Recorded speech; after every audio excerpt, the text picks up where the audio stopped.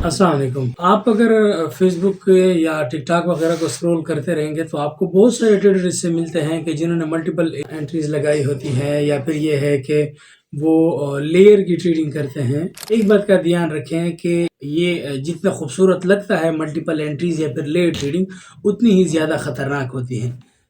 जो multiple entries हैं, मैं बिल्कुल भी इसी को सजेस्ट नहीं करता। आप एक शार्प पॉइंट पे एंट्री लगाएं। अगर आप अच्छे ट्रेडर हैं और आपको अपने जो आपके एनालिसिस है उसके ऊपर आपको अबूर हासिल है और आपको उसके ऊपर यकीन है, भरोसा है, तो आप एक एंट्री लगाएं। ऐसी एंट्री हो कि वो स्नाइपर शॉट हो और वो परफेक्ट जगह से हो, कि जिसके बाद मार्केट की प्रोबेबिलिटीज़ ये हो कि मार्केट आपकी डायरेक्शन में जाए। मैं बिल्कुल भी सजेस्ट और रिकमेंड नहीं करता हूं कि आप मल्टीपल एंट्रीज लगाएं। मल्टीपल एंट्रीज लगाने का जो नुकसान होता है, जो सबसे बड़ा नुकसान होता है, वो ये होता है कि आपका risk to reward ratio violate होता है।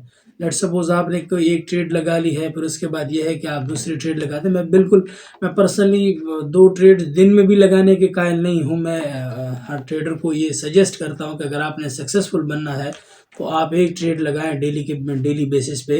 मैं दो ट्रेड्स को भी सजेस्ट नहीं करता हूँ, चाहे कि वो एक ही जगह पे दो ट्रेड लगा लें। तो होता यह है कि अगर मल्टीपल एंट्रीज में अगर आपका एक एंट्री का स्टॉप लॉस हिट होता है, तो उसके साथ अगर वो 3-4 एंट्रीज आप और मजीद ऐड करते हैं तो उनका भी साथ में स्टॉप लॉस हिट हो जाता है। तो मतलब ये है कि एक ट्रेड का लॉस आपके 4-5 ट्रेड्स का लॉस तस्वर होता है। और इसके अलावा जो सबसे बड़ा मसला है, जो जैसे मैं पहले बता चुका हूँ, कि आपकी risk to reward ratio violate हो जाती है। किसी भी ट्रेडर के लिए ये सबसे नुकसानदेह चीज़ जो है वो ये है कि उसकी risk to reward ratio violate हो। क्योंकि हम सब जानते हैं कि मार्केट को ना हमारी अमाउंट ना हमारा नॉलेज कंट्रोल कर सकता है।